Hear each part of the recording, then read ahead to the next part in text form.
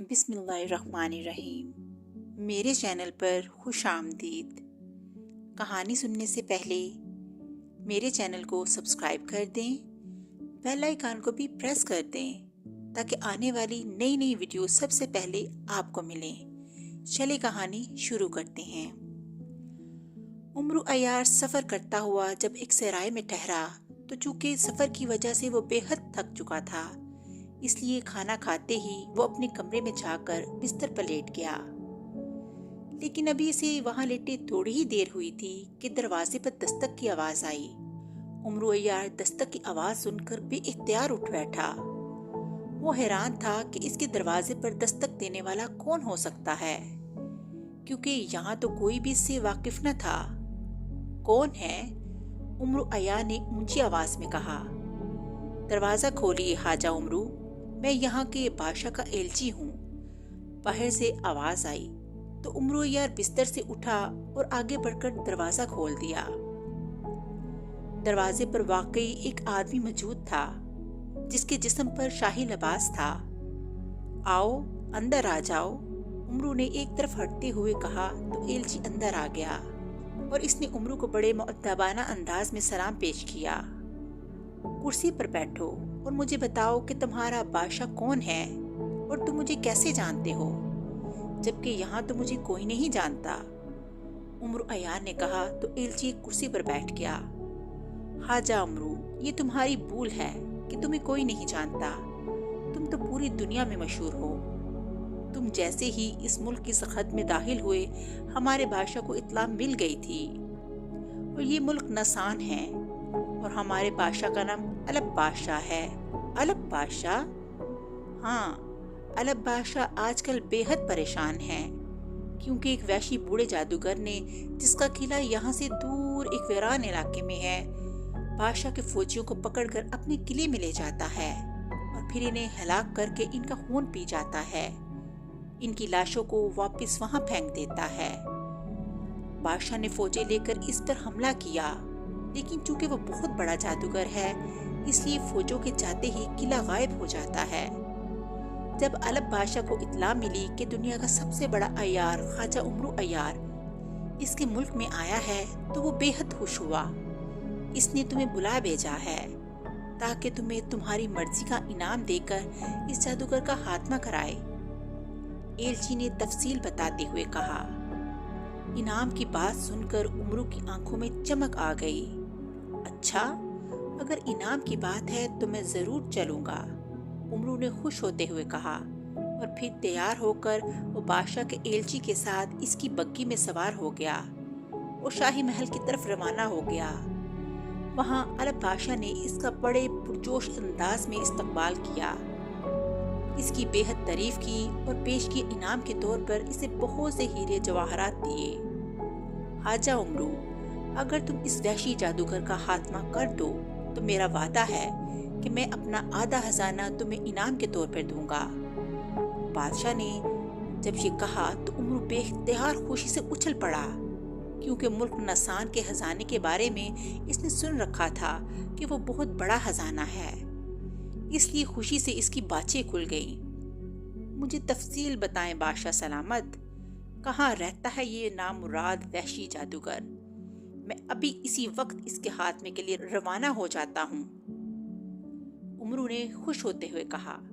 یہاں سے کافی دور ایک ویران علاقہ ہے، وہاں اس کا قلعہ ہے، لیکن جیسے ہی فوج وہاں جاتی ہے یا کوئی قافلہ جاتا ہے تو یہ قلعہ غائب ہو جاتا ہے۔ البتہ اگر اکیلا کوئی فوجی وہاں جاتا ہے تو پھر یہ قلعہ غائب نہیں ہوتا، بلکہ وحشی جادوگر اس فوجی کو پکڑ کر قلعے میں لے جاتا ہے اور پھر اس کا خون پی لیتا ہے، بادشاہ نے کہا۔ فوجی کے علاوہ کوئی عام آدمی جائے تو؟ عمرو نے سوال پوچھا۔ نہیں، یہ وحشی جادوگر صرف فوجی کو نظر آتا ہے اور فوجی کو ہی پکڑتا ہے، دوسرا آدمی چاہے وہ اکیلا ہی کیوں نہ ہو، اسے نہ اس کا قلعہ نظر آتا ہے اور نہ وحشی جادوگر، بادشاہ نے جواب دیا۔ پھر تو مجھے بھی فوجی بن کر وہاں جانا پڑے گا، لیکن میرے پاس تو فوجی گھوڑا ہی نہیں ہے، عمرو نے کہا۔ گھوڑے کی تم فکر نہ کرو خواجہ عمرو، جنگی گھوڑا تمہیں مہیا کر دیا جائے گا، और तुम घोड़े पर बैठकर तलवार लहराते हुए जाना। फिर वो वहशी जादूगर लाजमन तुम्हें फौज समझकर किले में ले जाएगा और फिर तुम अपनी अयारी से इसका खात्मा कर देना। बादशाह ने कहा तो उमरू ने इस्बात में सर हिला दिया। दूसरे रोज सुबह को नाश्ता से फारिग होकर उमरू अय्यार ने अस्तबल से जंगी घोड़ा हासिल किया और फिर इस पर बैठ गया। घोड़े के सर और गर्दन के गिर्द फौजी अंदाज का कपड़ा लिपटा हुआ था। इसके माथे पर फुलादी सींग भी थे, क्योंकि जंगी घोड़े इन सींगों की मदद से भी मुखालिफ घोड़ों और सिपाहियों को मार डालते थे। उमरू इस जंगी घोड़े पर बैठा और इसने तलवार हाथ में पकड़ लिया। दूसरे लम्हे इसने घोड़े को एड़ लगाई तो घोड़ा बिजली किसी तेजी से भागता हुआ इस तरफ को बढ़ने लगा जिधर इस वहशी जादूगर का किला था। तकरीबन 1 घंटे के सफर के बाद उमरू को वो किला नजर आ गया, जो एक ऊंचे टीले पर बना हुआ था। इसी लम्हे इसे किले के करीब ही एक आदमी का चेहरा नजर आया। इसने सर पर पट्टी बांध रखी थी। इसकी बड़ी बड़ी सुर्ख आंखें थी। सर और दाढ़ी के बाल बिखरे हुए थे और वो वाकई कोई वहशी आदमी नजर आ रहा था। फिर चंद लम्हों तक इसकी शक्ल नजर आई और फिर गायब हो गई। फिर थोड़ी ही देर बाद उमरू को अचानक महसूस हुआ जैसे इसकी आंखें बंद होती जा रही हैं। इसे इंतहाई जोर की नींद आ रही है। इसने आंखें खोलने की बेहद कोशिश की, लेकिन बेसूद। इसकी आंखें बंद हो गईं और दिमाग पर जैसे स्याह चादर सी फैलती चली गई।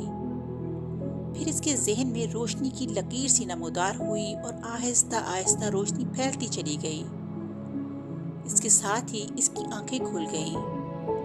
पूरी तरह होश में आते ही उमरू ने देखा कि वो बड़े से कमरे में मौजूद था।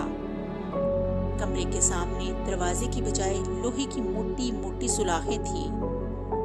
उमरू ने जल्दी से अपनी जंबील की तरफ देखा, लेकिन ये देखकर इसका दिल धक से रह गया कि ना ही इसकी तलवार इसके पास थी न जंबील।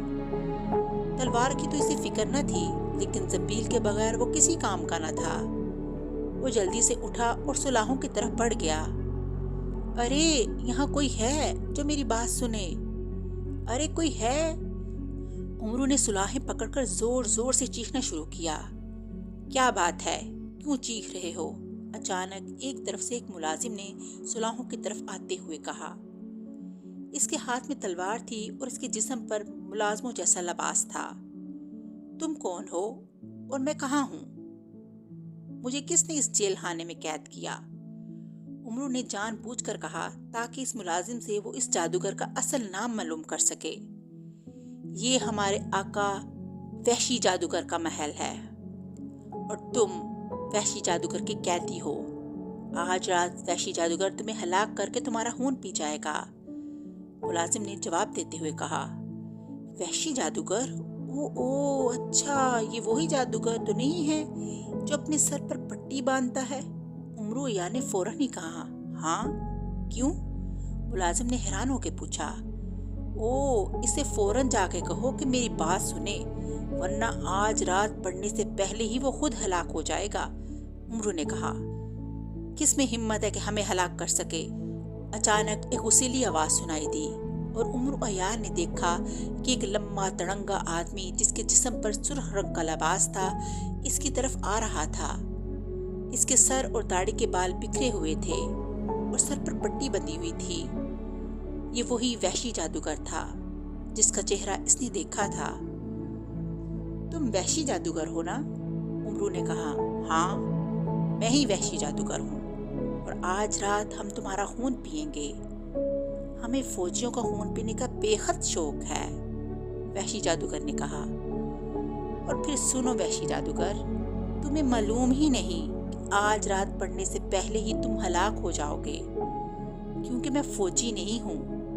मेरा नाम हाजा उमरू है और मैं तलिस्मे होशरुबा का शहनशाह अफरासियाब का शाही हकीम हूँ, हकीमुल हुक्मा शाही हकीम। और ये भी बता दूं कि शहनशाह अफरासियाब को आज सुबह जादू देवता का पैगाम मिला है कि वो तलिस्मे होशरुबा में ऐसे तमाम जादूगरों को जो सर पर पट्टियां बांधते हैं इन्हें कैद खाने में डाल दिया जाएगा।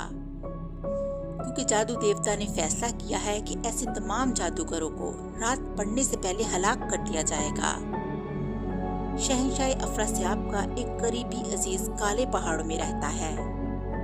اس کی بھی عادت ہے کہ وہ سر پر پٹی باندھتا ہے، اور شہنشاہ افراسیاب نہ چاہتا تھا کہ وہ بھی ہلاک ہو جائے، اس لیے اس نے مجھے جنگی گھوڑا دے کر بھیجا کہ میں جلد از جلد اس کے پاس پہنچ کر اسے ساری باتیں بتا سکوں، تاکہ وہ سر سے پٹی اتار دے، کیونکہ اسے پٹی باندھنے کا بے حد شوق ہے۔ اس طرح اس کی زندگی بچ جائے گی۔ مگر تم نے مجھے قید کر لیا، عمرو عیار نے اپنی عیاری کا جال پھینکتے ہوئے کہا۔ اچھا، اگر یہ بات ہے تو پھر میں اپنی پٹی اتار دیتا ہوں، مجھے اس کے باندھنے کا کوئی شوق نہیں ہے، وحشی جادوگر نے کہا، اور پھر اس نے اپنی پٹی اتار دی۔ اب اس پٹی کو تم کہاں پھینکو گے؟ عمرو نے پوچھا۔ کیوں؟ تم کیوں پوچھ رہے ہو؟ وحشی جادوگر نے چونک کر پوچھا۔ اس لیے کہ اگر اس پٹی کو تم نے وہ خاص تیل لگائے بغیر پھینک دیا جو میرے پاس ہے، تو پھر رات پڑتے ہی اس پٹی کو خود بخود آگ لگ جائے گی، اور جیسے ہی اس پٹی کو آگ لگے گی تم بھی ساتھ ہی جل جاؤ گے۔ اس لیے اس پر خاص تیل لگانا ضروری ہے تاکہ تم آگ سے بچ سکو۔ عمرو نے کہا۔ کہاں ہے وہ تیل؟ مجھے دو تاکہ میں اس پٹی پر لگا سکوں۔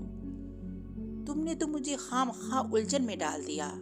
اگر تم طلسم خوشبا اور اس کے شہنشاہ افراسیاب اور جادو دیوتا کا نام نہ لیتے تو میں سمجھتا کہ تم ویسے ہی باتیں کر رہے ہو، لیکن اب تمہاری باتیں سن کر میں پریشان ہو گیا، وحشی جادوگر نے ہونٹ پینچتے ہوئے کہا۔ وہ میرا تھیلا کہاں ہے؟ مجھے دو، میں تمہیں اس میں سے خاص تیل نکال کر دیتا ہوں، عمرو عیار نے کہا۔ تو وحشی جادوگر نے ہاتھ فضا میں لہرایا تو اس کے ہاتھ میں عمرو عیار کی زنبیل آ گئی، جو اس نے عمرو عیار کی طرف بڑھا دی۔ عمرو عیار نے جلدی سے زنبیل لے لی اور اس کے چہرے پر اب اطمینان کی جھلکیاں نظر آنے لگیں۔ اب اس جیل سے مجھے باہر نکالو، اور ہاں، یہ بتاؤ کہ تمہاری جان تو تمہارے اندر ہی ہے نا؟ عمرو نے کہا۔ تو وحشی جادوگر نے فضا میں ہاتھ لہرایا تو جیل کی سلاخیں غائب ہو گئیں اور عمرو باہر آ گیا۔ ہاں، میری جان میرے جسم کے اندر ہے، میں بہت بڑا جادوگر ہوں، مجھے کیا ضرورت ہے کسی دوسری چیز میں جان رکھنے کی؟ وحشی جادوگر نے کہا۔ تو عمرو نے زنبیل میں ہاتھ ڈالا، اور پھر جب اس کا ہاتھ باہر آیا تو اس کے ہاتھ میں خنجر سلیمانی تھا۔ اس نے بجلی کی سی تیزی سے خنجر وحشی جادوگر کے دل میں اتار دیا۔ تم بڑے جادوگر نہیں ہو بلکہ احمق جادوگر ہو، عمرو نے کہا۔ خنجر لگتے ہی وحشی جادوگر نے چیخ ماری اور نیچے گر گیا اور تڑپنے لگا، اور پھر ساکت ہو گیا۔ اس کے مرتے ہی سارا قلعہ غائب ہو گیا، اور پھر وحشی جادوگر کی روتی ہوئی آوازیں سنائی دی کہ اسے دھوکے سے مارا گیا ہے۔ عمرو نے وحشی جادوگر کے ہلاک ہونے کے بعد خنجر سے اس کی گردن کاٹ ڈالی، اور گھوڑے کو تلاش کر کے اس پر سوار ہوا اور واپس بادشاہ نسان کی طرف چل پڑا تاکہ اس سے آدھا خزانہ لے سکے۔ وہ خوش تھا، بے حد خوش۔ اس طرح عمرو کی عیاری سے وحشی جادوگر مر گیا۔